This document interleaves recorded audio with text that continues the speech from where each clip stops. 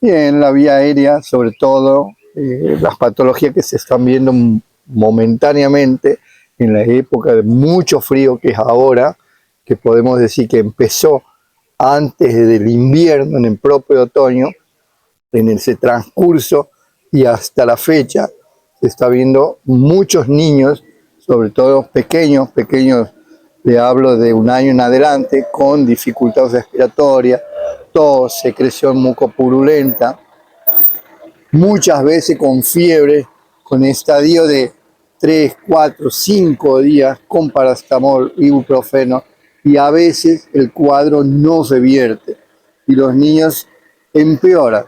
Es importante que el niño, cuando asista a la institución pública o privada, el familiar, padre, madre, abuela o los que lo acompañen, comprendan y sepan que también le tienen que preguntar al profesional qué tiene, hasta cuándo lo van a medicar, por qué el cuadro sigue así.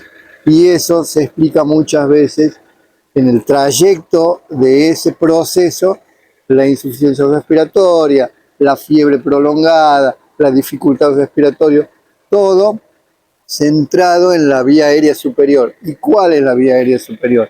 La nariz, la laringe, los mismos oídos, los ojos, sobre todo, a veces los niños suelen presentarse con dificultad respiratoria, tos y congestión ocular. Y el tratamiento suele ser sencillo: antipiréticos, vapor de agua, nebulizaciones, pero en otras ocasiones, cuando es prolongado, hay que recurrir al antibiótico. Para eso, la indicación médica es precisa y no llegar a una bronquitis, una bronquiolitis o una neumonía. Cuando uno ve a un niño, el papá o la mamá, que tiene conocimiento total, mucho más que el médico, y sabe que está prolongada la enfermedad, a veces el padre no comunica o comunica a medias, o el médico no se expresa como debería expresarse, diciéndole al familiar cuántos días lleva, qué le está dando, por qué le está dando, y queda ahí.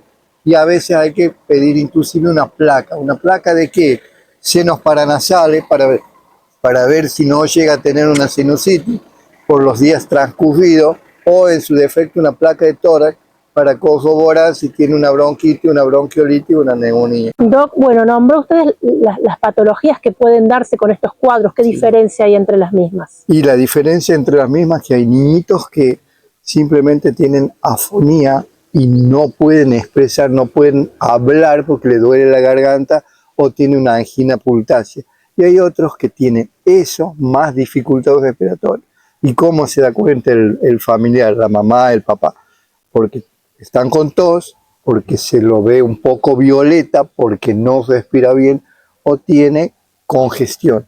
Muchas veces los niñitos, generalmente con la dificultad respiratoria, se expresa con tiraje y el niño está agitado. Al vérselo agitado, tiene que recurrir al médico. Eso suele ocurrir generalmente de noche, cuando el niño ya descansa y su cuerpito está relajado, pero otras veces es permanente, y en esos casos no hay que esperar y acudir al médico. Y el tratamiento muchas veces es corticoides, antipirético, oxígeno, y considerar, según el cuadro, derivarlo. Si esto derivarlo, ¿a dónde derivarlo? Una institución que le puedan hacer una placa o un laboratorio para ver en el contexto de su patología que está viviendo. Doctor, ¿esto se da en niños de qué edades? De niños se da generalmente desde 1 año a 4, 6, 8 años. Es hasta que maneje o madure el sistema inmunológico.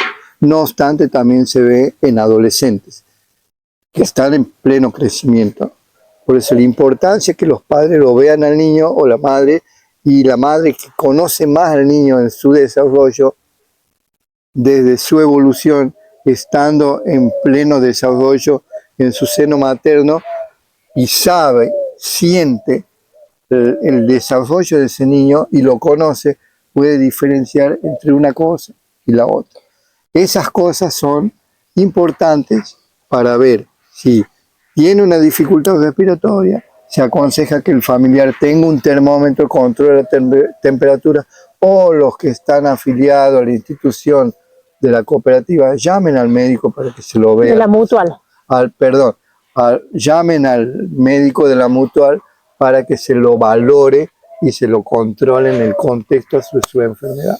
Doctor, ¿se están viendo muchos? ¿Se han incrementado estos casos? Estos casos gradualmente se incrementan. ¿Por qué? Porque el niño tiene generalmente el cuerpito caliente porque corren de un lado a otro, se mueven y duermen destapados, están en la casa descalzos, se tiran al piso propio del desarrollo del niño que hace algo lúdico, el juego, el movimiento.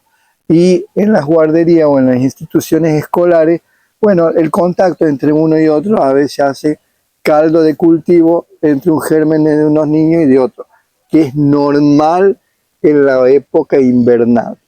Recomendaciones para prevenir. Recomendaciones: distanciamiento social mientras el niño pueda. No evitar en la medida de lo posible que se tire al piso. Y si se tira, que juegue en una colchita. Controlar los signos. ¿Cuáles son los signos? Que no tenga dificultad respiratoria, que no esté con tos de varios días, que no haga fiebre, que el niño se hidrate bien, coma bien.